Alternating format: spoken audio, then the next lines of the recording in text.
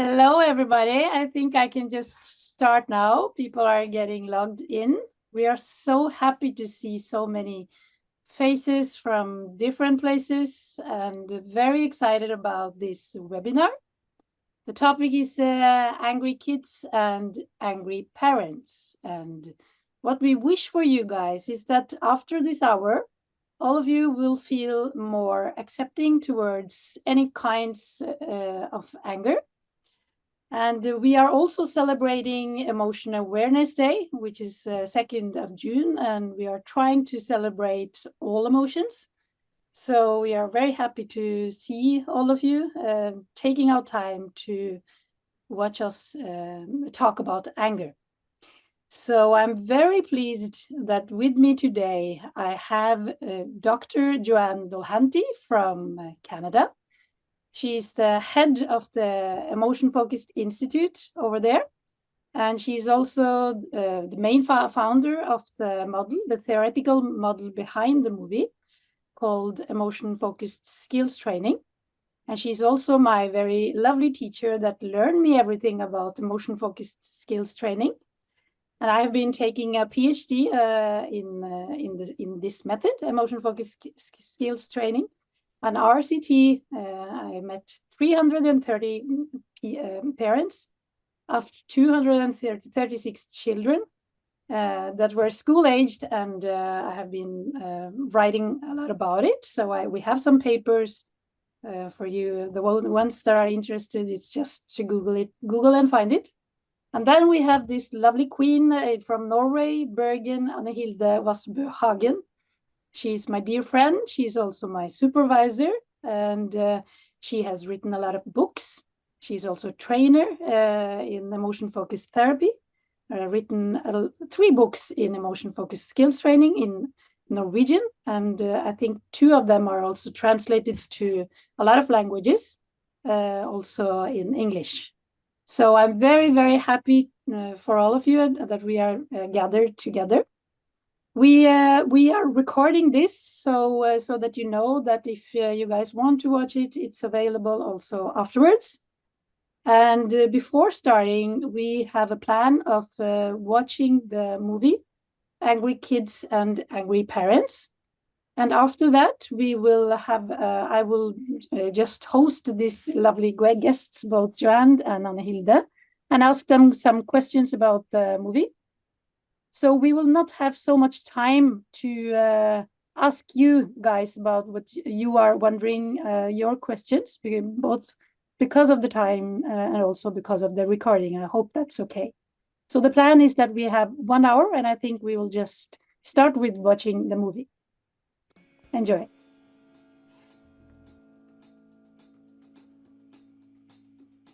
Teeth, both of you. I don't want to.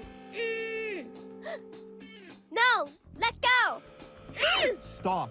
No kicking. That's enough. Can't you just go do your teeth, please?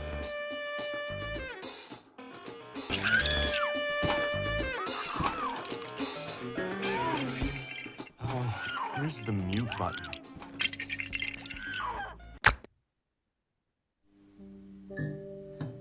I can't hear myself think. I can't take it. It's no wonder you can't think, because things just blow up when bedtime comes. Kids can make us feel like the worst parents in the world. Yeah, and I feel like crap when I get angry back. I know they're just kids, but I really don't know what to do. It does feel impossible, especially at night when you're exhausted yourself. Do you want to try something? Okay. Try to acknowledge the anger before getting them to do what you want them to do. Start with the youngest. Okay, but how do I do that? Start with, no wonder you're angry and don't want to brush your teeth, because, and then just try to guess. Don't think too much, just follow your gut. No wonder you got angry. You don't want to go brush your teeth because you like to decide for yourself. Yeah. You were having a good time, and then I came along. Teeth, now, get going. No wonder you got angry. I'll brush my teeth. Come, Daddy. And no wonder you're angry because... I'm not angry! Say you'll come back when her little brother's in bed. Listen, I'll go with your brother first, then I'll come back. But what do I do with her? She's probably too angry to hear what you're saying. The best thing is just to show that you accept her, even when she's so angry. Just stay with her. Anger is a feeling. We can always validate a feeling without approving bad behavior. This is no fun. Of course you don't want to talk to me. That's a little opening for connection. Try to say something about why you think she's angry. It's no wonder you get angry when I shout and make you do things you don't want to. And then I took your arm. And you hate that. Sometimes validation won't work if there's something unresolved between the two of you. Can you think of anything that might have happened between you that isn't about this situation? That happens pretty often.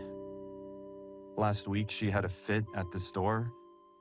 I was so embarrassed. I actually threatened to send her to a foster home if she didn't smarten up. She went totally quiet. She was probably so scared, the poor thing. And we never really talked about it after. What do you feel like doing now? Say I'm sorry? Good idea. I think that might help.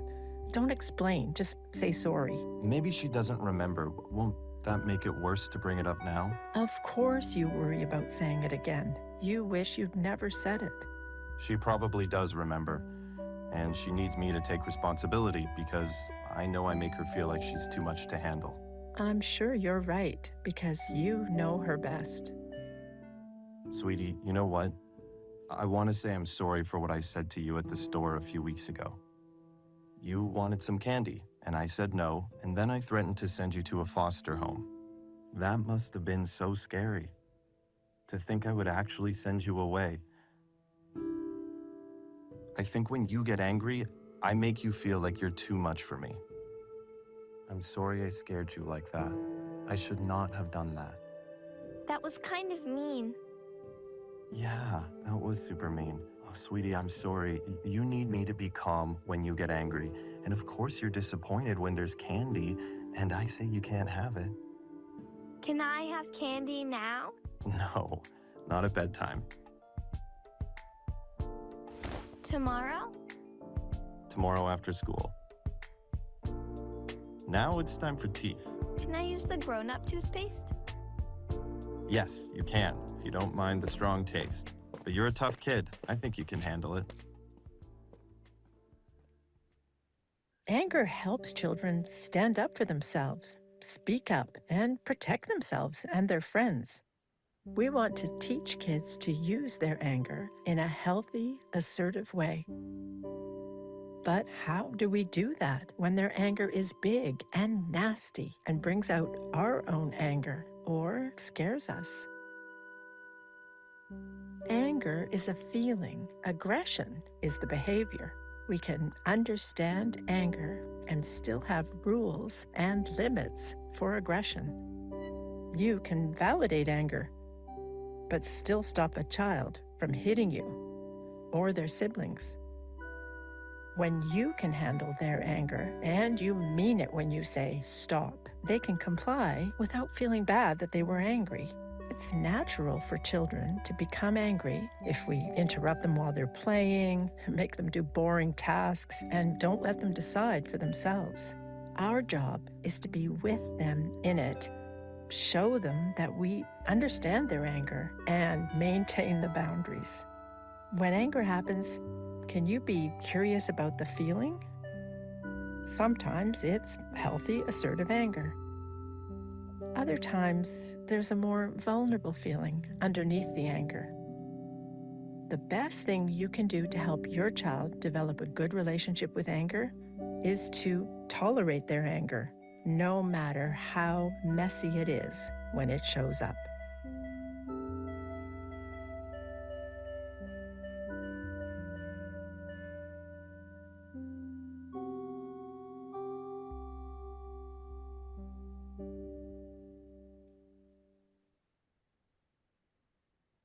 Okay, thank you. I have been watching this movie sometimes, and I have never watched it in English, but I thought it was great. It was a kind of a coming together symbiosis of the voice of Hilde, no, the voice of Joanne and the body of Hilde.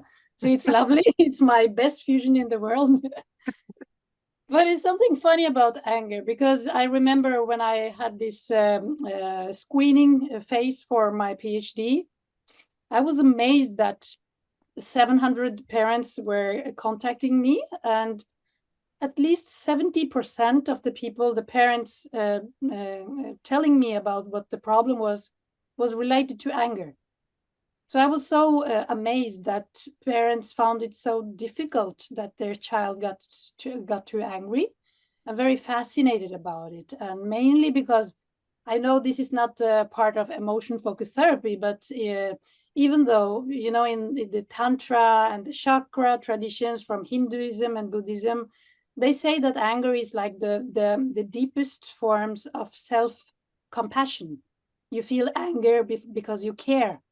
So it's something about the energy in this feeling, and I just find it really fascinating that a lot of countries, especially Western countries, that we find it difficult. So I was just wondering, can we start to just Hilde, maybe you could describe what is anger? Well, actually, anger is an activation in your body that prepares you to stand up for yourself, say no, set a boundary, and well, at least, and healthy anger is what typically makes us angry is when people treat us unfairly, when they take something that's ours, when they enter our territory and threatens us or the people we care about, or if they prevent us from reaching our goals that we find important, or prevent us from reaching and doing like an activity and something we like, and someone comes and stops us, we also feel angry.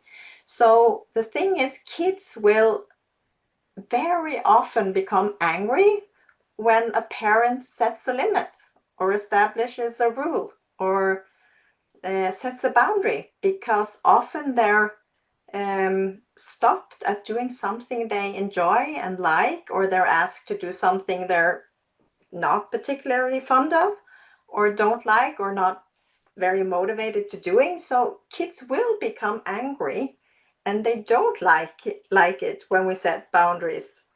But it's normal. It's a normal reaction. And also it's very, I mean, we really want our kids to have a good relationship with anger. We want them to trust anger when it's there because they are being violated or treated badly. We want our kids to be able to say, no, I don't like this. I will go and tell my mom or my dad or my teacher, this is not okay. So we really want our kids to be able to be angry so that they can stand up for themselves and set limits for themselves and also for their friends and siblings and other people they care about. And I think that it's, if kids have like a good relationship with anger, they won't feel so bad about getting angry when it's actually useful for them and good for them. And I think sometimes it's the opposite, at least in the Western countries like Norway, where I live. A lot of us girls in particular have kind of been taught to not be angry, that that's not appropriate and that's not good. So a lot of us, especially women, have developed like a poor relationship with anger, where we try to not be angry, and if we are angry we feel bad, even if it's the healthy assertive anger. Yeah. So it's something about the socialization, how you get socialized.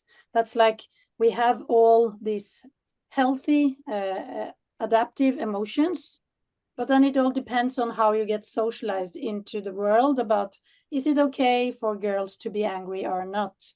And I totally agree with you. And also a lot of new research shows that when girls get angry, they show tears. And it's quite confusing because if they cry when they are actually angry, maybe people start to hug them or supporting and taking care of them instead of respecting their boundaries. So it's like it confuses the environment and it also confuses them. So it's not healthy in any way. But what you talked about, and I was just hoping to also link it to you, Joanne, because when you talk on Hilde, we can really hear that it's a link between anger and boundaries. So is it possible to say something more about that, Joanne, about like what you take in and out from your boundaries? How is it, connected to anger? Yeah, I mean, it's an interesting one. It's interesting. First of all, yeah, it's great to be here with you all. And can I just start with saying, when I watched the cartoon, oh my gosh, first of all, do you know how long it took them to get to coach me to do that with my voice, to slow it down? So I know it like so well, but I still get excited. And really, Anna Hilde is the creative force behind that. And I just always want to compliment her again, because you guys, if you want to learn emotion focused skills training, of course, we want you to learn it and so on. Lots of you have. I recognize lots of you. But the whole model is in that few minutes. It's with these silly little funny pictures, right? But that's because that, in a way, the kids are like it's so funny. The dad has to set the limits, and he has to do the work, the parenting boundaries, the big challenge. But the kids, what are they doing? They're like going like this, like back off with their anger, right? And look at how the helper, the one who is so much wiser in the cartoons than we are in our own families, but it's easy to do on a cartoon. The coaching. First, did you notice? But let me just say it just briefly, so you can really teach that cartoon if you're working with this with parents or with other clinicians. Validation is enough for the boy to comply with the demand, and that is so often. So that's the one way, is that when you validate anger, as opposed to thinking, oh, they're not going to brush their teeth, I'm going to power up more, and I'm going to go in fisticuffs if you don't do it, and they power up more. One of the most extraordinary things, a lot of you know our little activity that we do with anger in all of our trainings. It only takes 2 seconds, or if I'm always exaggerating, 2 minutes for parents to realize, a 2-minute little experiential, to realize they get more angry when somebody invalidates their anger. Like they laugh every time if Nadia and I were partners, they'd come out and say, and I was mad at Nadia for doing it, even though I knew it's exactly what Joanne told her to do, invalidate her, like we invalidate. So that's the first thing. Anger and boundaries are related, not so much, partly because the kids are making a boundary with their anger, and Anna Hilde talked about that. The other part is, if you want to set a limit for someone, if you want to get someone to drink the sour milk, because that's what it feels like to brush your teeth when you're having fun with your game, or to get off the game, off the teens getting off their game, they don't want to get off. So if you come in all with an angry style and don't recognize that, but if you validate, yeah, it freaking sucks. You would way rather be gaming. And right? So when you validate it, you put that one, what validation does with anger is it puts the person in the driver's seat of their anger instead of them being had by it, which is what we say in emotion focused therapy. Do you want to have the emotion where you're the driver, hands on the wheel, foot on the gas, and access to the brake? Or do you want to be bound and gagged in the trunk in this Ferrari driving fast on a mountain highway where you have no control? So they're having the anger anyway. When you go in and validate it, your capacity for a successful limit setting as a parent is just increased exponentially. And then just one more, because we both said we can just talk about this forever. But the other thing to make the cartoon a good pedagogical tool for you guys, if you want to share it with anyone, is that then, of course, we tell the dad, like, sometimes validation won't work if there's a loss, failure, or injury that's preying on the child, right? On the part of the parent. So you could see how the apology, so what did the apology do? Once again, it allowed the child to let you in. If I'm so pissed at you and so hurt, then do you see my anger is almost like a maladaptive limit. I'm keeping you out. What parents want is to reconnect with their kids. And when the apology is almost like an exaggerated or extended validation. And then do you see with her, unlike the boy who said, I'll brush my teeth, she pushes him. She's like, can I still have candy? But now he doesn't have to power up. He goes, no, like I got you there.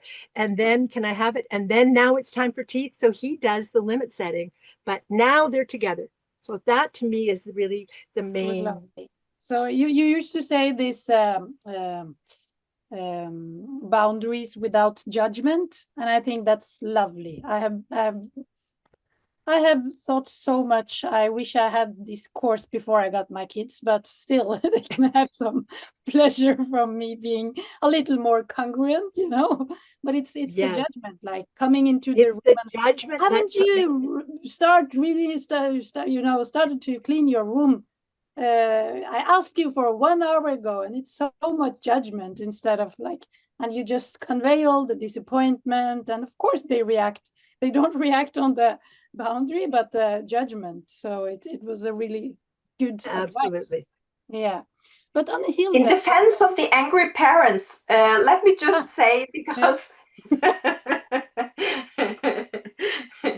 we just the three of us know each other very well, and Nadja and Joanne, they have a style where they typically don't go towards anger, but I'm more the kind of parent that powers up and can become very strict, and sometimes also raise my voice. And of course we judge our kids in different ways, but I just want to say, now that we're talking about like the power of setting limits without judgments, let's also just validate all the parents, because it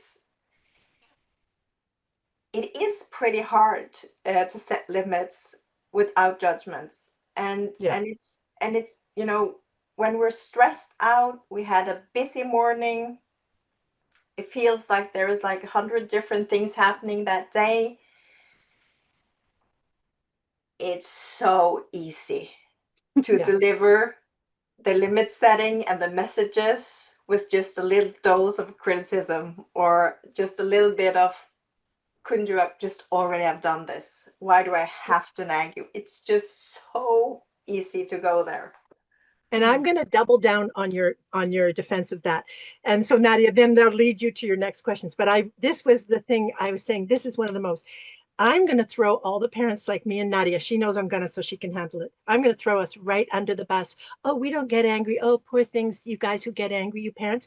You know what? Oh, we are worse, because we judge the angry parent. How many times did I say to my husband when our kids were little, like basically some version of, why do you yell at the kids? If I was going to damage their neurological system. And like, are you kidding? Because so this co-parenting issue is just as important. So knowing ourselves, knowing our co-parent, and knowing our child, how we're built, we call it in EFST, right? How we're built on those. Do you power up or down? Do you go soggy or fisticuffs, right? Are you what triggers you? All of those things. Because again, Nadia, I wish I had, learned this crap a long time ago too.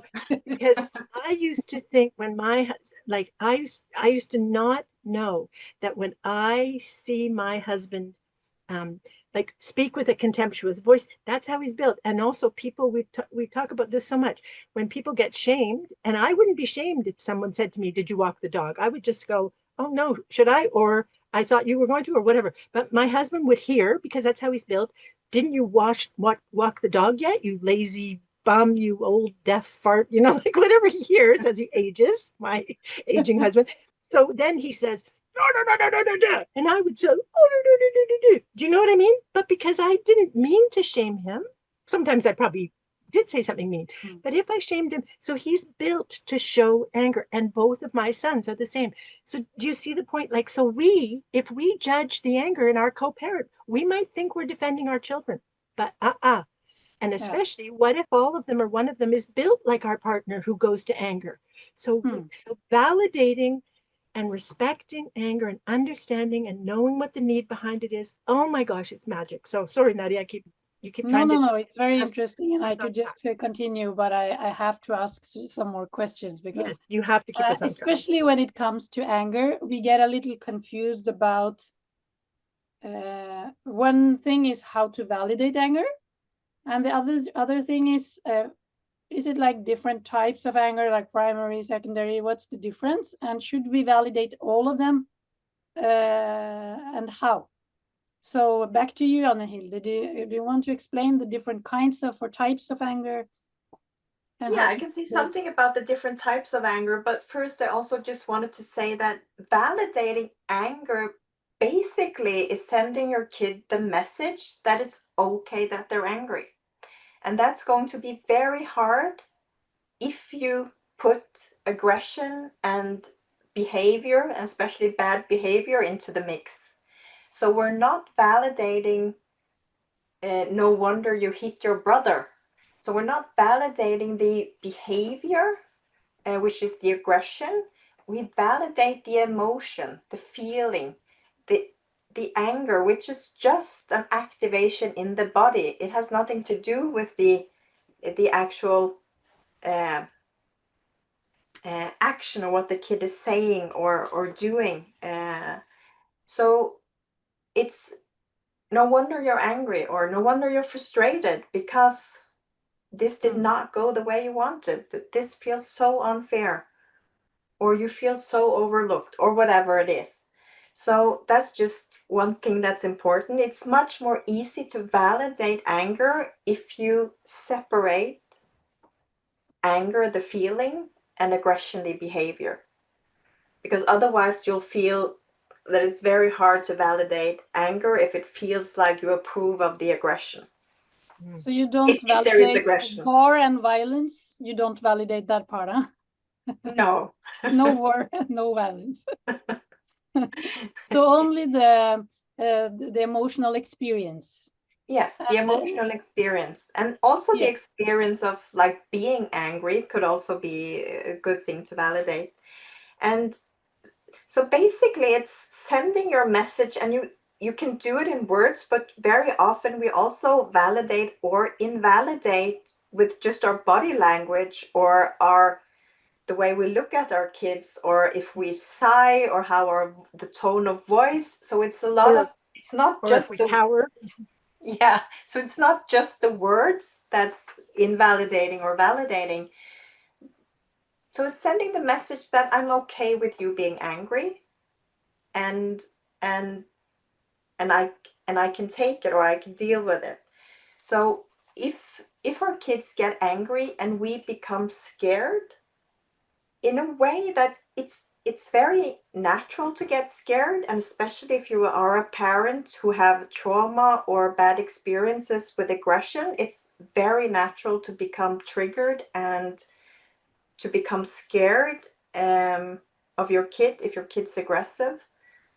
So that it's normal, and we can also validate that. But the thing is, if every time your 10-year-old gets angry, you get scared, and your kid can read that off your face and your body language, it is going to feel like an invalidation in a way, that I can't be angry. When I'm angry like this, I scare Dad, and he's afraid of me, and he leaves me, and he can't handle me. So there must be something wrong with me, or I'm a monster, or whatever their imagination takes them. So often when I work with parents about and teach them how to validate anger, it's not just about teaching the words and finding the words, but it's almost like practicing being able to stay calm and having the broad shoulders and your feet in the ground, and kind of just being there, kind of tolerating your kid when they are angry. And to do that, sometimes we do have to work quite a lot with the parents' own emotions, with their own fear, or with their own shame, or whatever emotions kind of stir up in the parent. So it's not just a quick fix. You just do it differently, and then you do it. We have to attend to the parents' own emotions, and the parents kind of have to discover why are they so triggered, what is it about. And often parents feel more self-compassionate when they realize that the reason I'm so triggered when my child gets angry, it is connected to my past experiences. So no wonder I get so scared. When the parents feel that and feel that self-compassion, it's also easier to actually stay calm in the moment. But they often have to kind of go through a journey to figure out what happens to them when their kids are angry, what sets them off balance.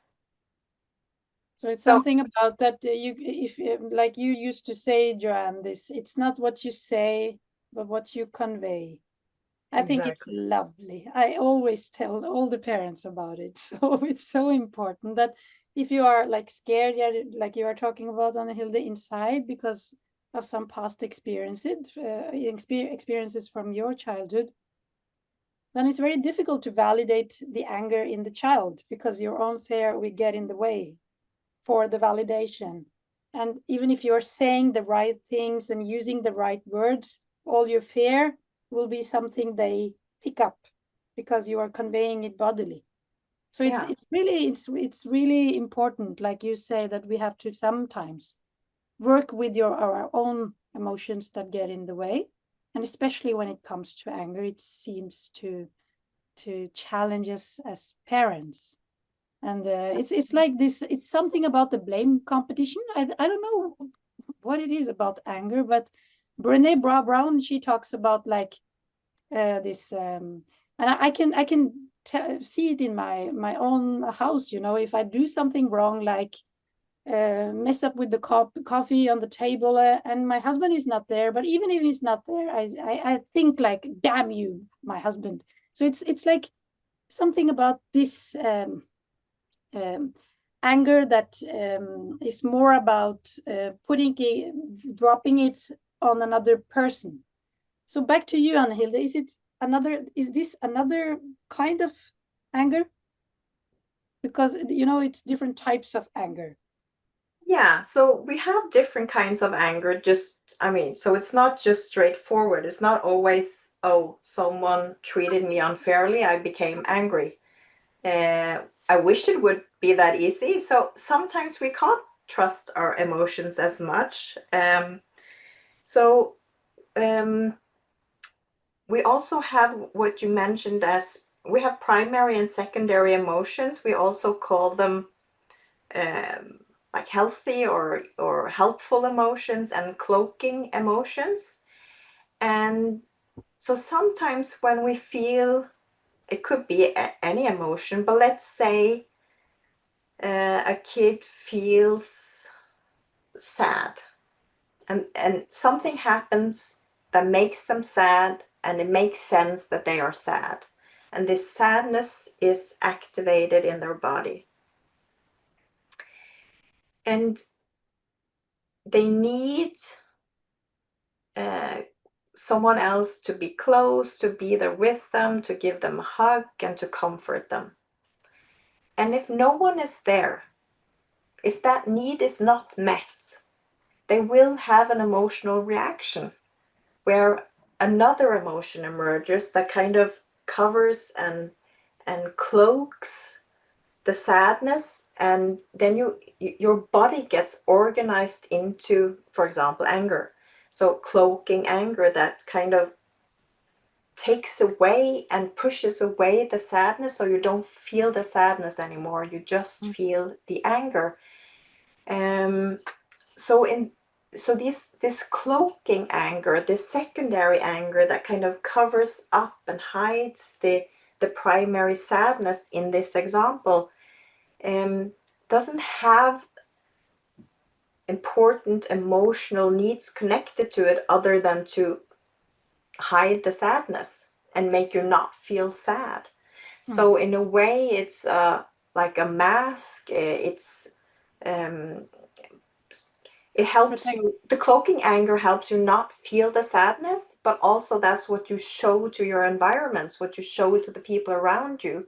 So you look angry and you feel angry, and the others see that you're angry, And like you mentioned earlier in this conversation, then others might feel like you need space, you need time for yourself, they kind of stay away. But you're also sad about something and you need comfort and you're not getting it. So and this also happens if a kid has a lot of experiences with every time I become sad, my needs are not really met, I don't get comforted, then this could also evolve into like, so it just happens automatically.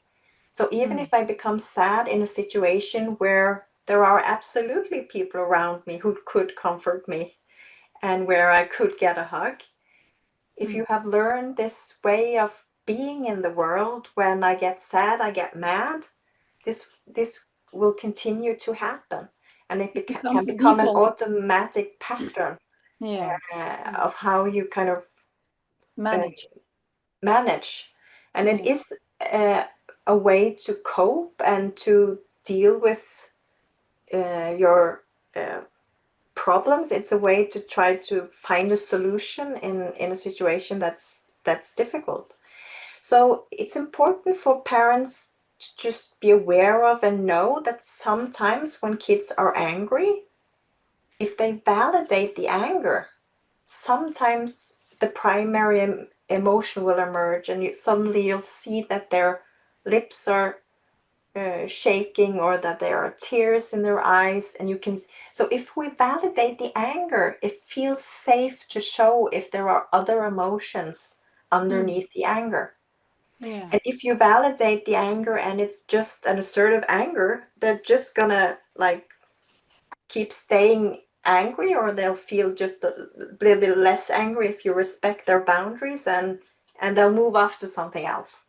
So it's useful for parents to know that anger sometimes cloak other more vulnerable emotions like fear and shame and sadness. Can I add a little something, Hilde? There, just to do in the moment that fits with this. I don't even remember if I've told you guys this one, but have the blah blah blah strategy. Have I ever told you the blah blah blah strategy? Because this to me, because again, in the moment, the parent is all activated, either soggy, scared, or sad that they're conflict avoidant or angry themselves, whichever. So the blah blah blah actually, because when it's real evidence, if you've ever had a kid who had to have anesthetic, they give them a lot of drugs to think that they're easing them into it, but some kids really react. And that just happened to me when my kid was little, and they said the power up kids would come out of the anesthetic super angry, and the power down ones come out all whining and pathetic and crying, right? So here comes out my kid yelling till the whole place could hear.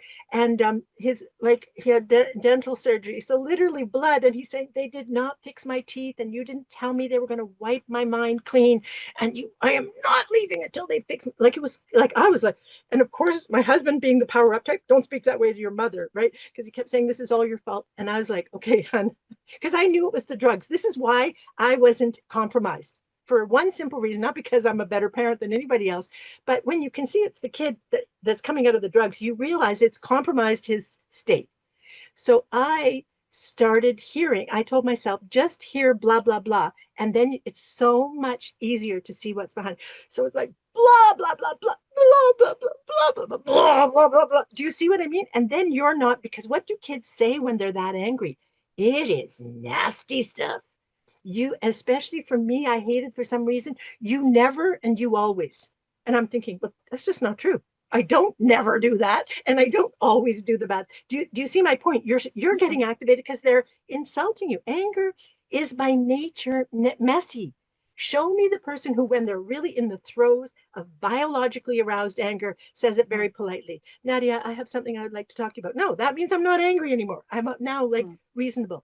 So when the kid is unreasonable and you feel yourself going, if you turn off the words, it's amazing, because people are saying, how do we recognize the different types? You can go read the Angry Kids book and yes, learn them, and they're great and they're not that hard. But in the moment when you lose sight of your learning, just turn off the words and go, oh my gosh. Like what I used to it's also cultural dimension here, because in non-Western cultures we are more like into the collectivistic, the high collectivistic, and then you develop more talents to kind of pick up on all the non-verbals. And it's a lot of communication. So sometimes actually words can get in the way for a lot of other kinds of communication. So what you were saying, like turning down the volume of the wordings can actually bring up a lot of the non-verbal communication. And then you can see the sadness and you can see the pain. And as Hilde said, I think the need is such a help in all the emotion-focused approaches, therapy, emotion-focused skills training, like being able to say, as you as clinicians working with parents, you as parents working with the kids, right, is always saying, what's the need? Because, is it for comfort or is it for space when anger is there, right? And validation handily, as Hilde says, always does the trick. I mean, it might not finish the trick, but it's always a great starting place because all the feelings need validation.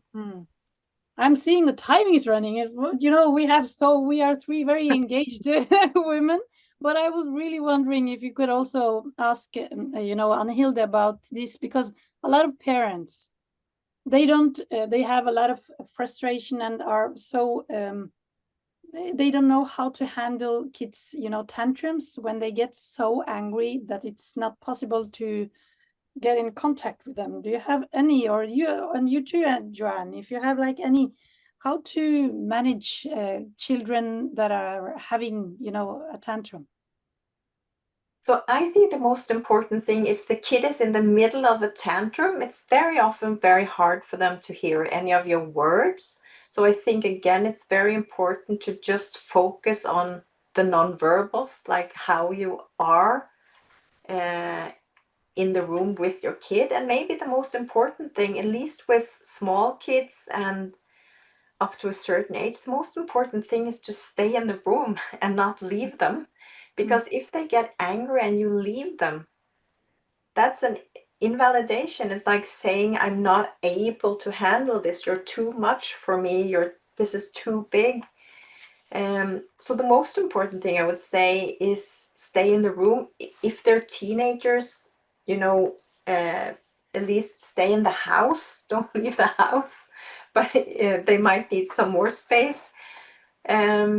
Stay in the room and try to stay calm. But it is hard to stay calm if you don't know what's triggering you. So there's always this, like, once you're in the moment, like in the heat of the moment, the trick is stay calm,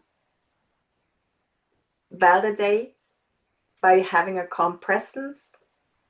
And if you see that they calm down a little bit so that they maybe can hear your words, say something that's validating. And when you validate anger, you also need to have some energy in your voice and not to be too soft. If you say like, oh, I see you're angry, like that's very provocative. That makes the kids just go up. I'm not sad, I'm mad. Yeah. Like Joanne says. So you have to have some energy and some power in you when you validate anger, and that makes it more believable for the kid. Like you have to kind of prove to them that you understand, and it feels more true if you are like, damn it. Yeah. This was You not okay. The energy. Yeah. But you're not able to do that in a trustworthy way if you're not feeling it, right? So there is this job of kind of actually feeling like it's okay for that my kid is angry. And I think that work you can't do in the moment. You have to do it like prior or afterwards. So it's always being curious. Why is my kid acting up like this? What's going on? Be curious towards your kids and be curious towards yourself. Why do I find it so hard? Why is it so triggering for me? I wonder why. So this being curious is like a really good way to figure out and have more information about what's going on in the situation, because it's not always just an angry kid and an angry parent. Often there are other emotions in play, and we have to be curious to kind of to spot them or to be aware of them or to guess that they might be in the room, and that it could be good to at some point also address them. And so it's also about like you cannot fake that you can validate a child's, like anger, without also being validating your own anger. Do you understand? It's very difficult to fake that you can validate other people.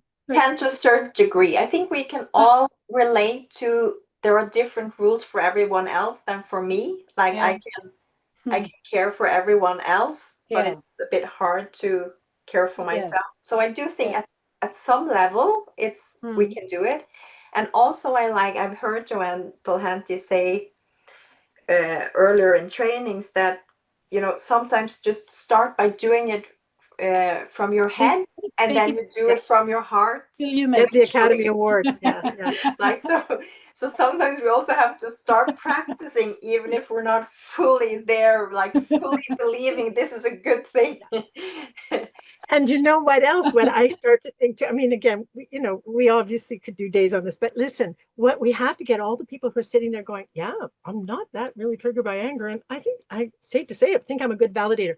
Okay, everybody in your mind, put up your hand that you're the ones who are the over validators, because you have to be in one camp or the other. And remember, just like we threw Nadia and I in the power down. I'm an over validator. My name is Nadia. I'm an over validator. My name is Joanne Dolhanty, and I am an over validator. So what does validation mean to our kids? Diddly squat, or even worse than nothing. It's like the V word. It is a swear word. Boundaries and validation are total cuss words in my house that I'm forbidden from saying. So the only way, honestly, and so all of you like that, you think, but I promise I validated the anger. Then you've got to, excuse my language, shut the F up. Honestly, the only way I can validate, like really, not just the momentary thing, but that real one. One of my adult kids comes to me and says, this is where you effed up.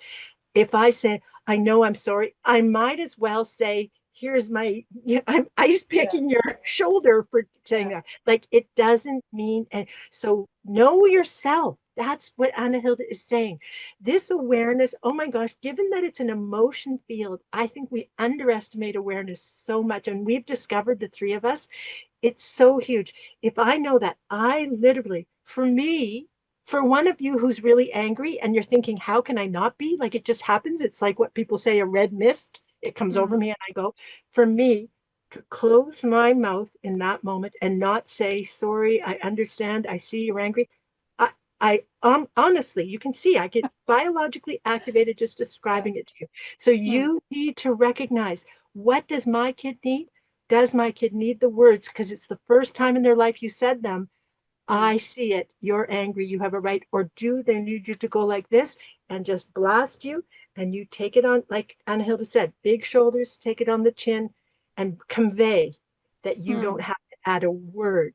Okay, so this is where we're saying, once you learn the basics, you are going to start to see that it's an infinite matrix, but not too complicated, just based on that. And one more thing we Anna Hilde and I talk about a lot is, of course, in the moment, you've got to just do whatever works and get it through, right? Like, and sometimes all these strategies will work, and sometimes it's just a blowout, it's over. But one of the things, I think we did it in it's on one of the films from Washington, Anna Hilde, where it's kids who are angry, can you later, or of course in future, preventing more blowouts, is, do they have a seat at the power table in the house?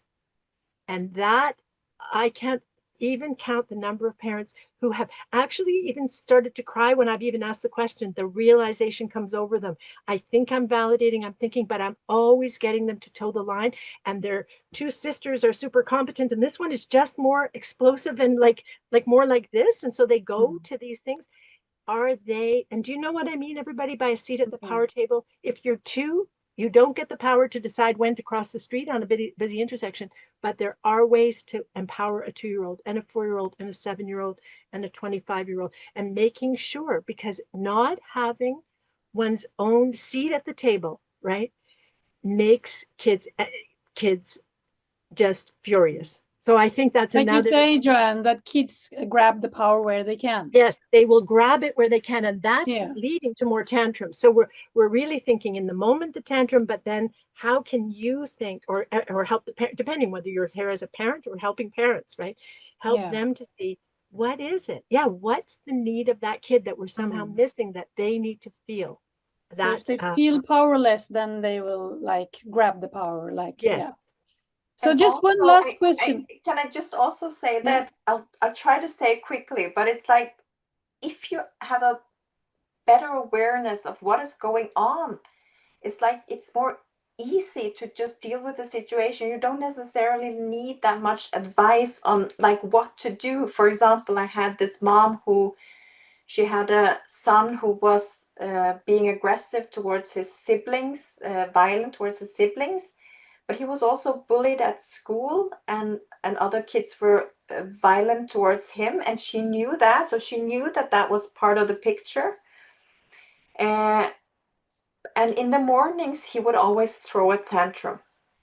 And she couldn't understand why, because nothing like special happened, and he was just at home. But when we kind of went into the situation, she discovered that he's the first one to run down the stairs in the moment to be with mom. And the trigger is when his brother enters the room, he just explodes. And she really like was curious about this and found this sense of like he's missing, he's enjoying this moment, and he feels like he's losing this moment when his brother comes in, and this is probably the only good time he'll have during the day, and he knows the rest of the day will be shitty. And just realizing that made her soften, like in the way she was meeting him in the evening and the next day. So just that softening of understanding what was the trigger and what it was about. She didn't really have to change anything specific. It was just her softening towards him. It changed the whole thing, and he wasn't aggressive in the morning again So after just that. focusing on the bodily felt experience of the child can sometimes be so powerful, huh? Yeah. To feel this connection and to feel this warmth and love towards your child, that my child actually loves to, have time with me alone. That can be so helpful just to have this experience, huh? So just one, because the time is just running, and I was wondering, because we have focused more on angry kids, and that's not a surprise, but just also on the angry parents, because sometimes children say something really hurtful that can hurt our feelings, and it can be easy for the parents to react with anger. So how can we manage when we feel or when we get angry because they say like, I hate you? That's a classical. I think everybody, or at least I have had this on my face, thrown on my face for my... You have something to say about this? Yeah, very good. So it's very appropriate that we get angry if our kids say nasty stuff to us. And I don't think we should apologize for becoming angry. And I think that that's very important. I think in our culture, especially in Norway, a lot of people say all the time, sorry, I became too angry, or you're too angry. The anger is not the problem. It's appropriate to become angry if your kids treat you like shit. And it's appropriate to set a boundary and show them you don't like it. So if I was your child, Anne-Hilde, and I say, I hate you, Anne-Hilde, what would you say then? Well, I don't think like the question is what would you say, but it's like it's appropriate to become angry, and you can also show your emotions as a parent. You can also show that you're hurt if you're hurt and not just angry. But saying like, this makes me really angry, I don't like you talking to me like this, that's like totally appropriate. But of course, if it goes over to aggression and it becomes like you're an idiot, like you're attacking like the character of the child, or you move into punishment, like that's something else. But it's, so I think sometimes when we parent get too angry, we also get aggressive, and we can own up to that, and we can apologize for calling you an idiot, or for grabbing you by the arm, or for saying everything is always your fault. But that's something else than saying I'm sorry for being too angry. And I think it's much more specific. It's much more specific to say, I'm sorry for calling you an idiot or for shouting at you, than to saying I was too angry. So it's also a better way to apologize. But it's a perfect segue into one thing I think we've left out, and that is the kind of anger we didn't talk about, if I may, dear host Nadia, and just trying to keep it short. And always forgetting that my computer clock is wrong. So I'm going to look at my phone, which is correct. Sorry, I'm always 5 minutes behind. Listen, also, though, we didn't talk about old anger versus fresh anger, but in any feeling state. So where I would not disagree with Anna Hilde, because basically it's true. We're like the body and mind integrated, and we always figure it out together.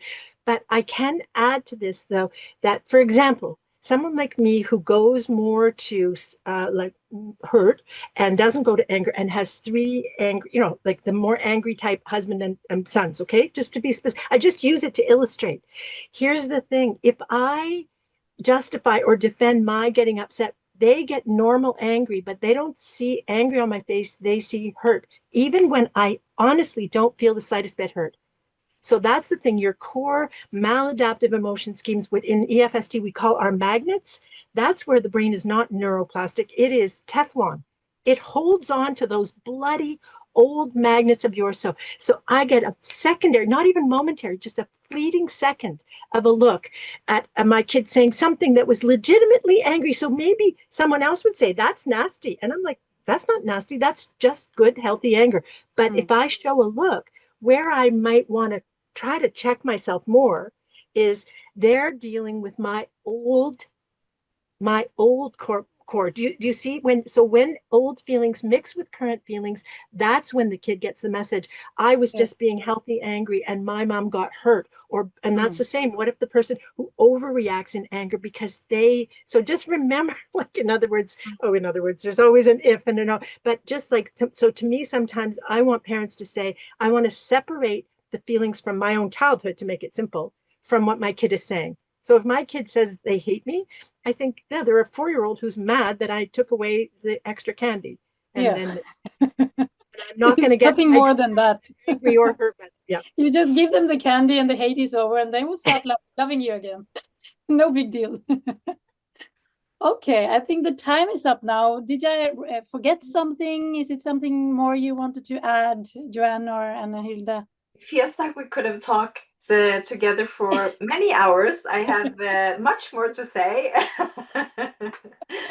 on this topic, but maybe we could just say, if anyone is interested in learning more about the emotion-focused approach to anger and aggression, that they can read we have written a book, and it's in English also, Angry Kids, Angry Parents. And in German. And no. And that one is in lots of languages. Yeah. And so also I would like to recommend that Anna Hilde, she's such a creative mind. So she has just a lot of, made these short movies on YouTube. So you can just Google a character, Alfred and the Shadow, and a lot of movies will just, you will find them very easily there. And they are lovely to watch with your children. And they are also lovely to use when you teach other, like some of you are supervising or teaching parents. So it's such a brilliant tool. And it's like Joanne already said, that a lot of these movies are miniatures of the whole emotion focused skills training program. So it's really pedagogical. So I just want to say thank you so much, everybody, for joining us and celebrating Emotion Awareness Day, talking about angry kids and angry parents. Wish you a lovely evening or a lovely night, depending on where you are from. Thank you so much. Thanks, everybody. Many thanks. Bye. Bye-bye.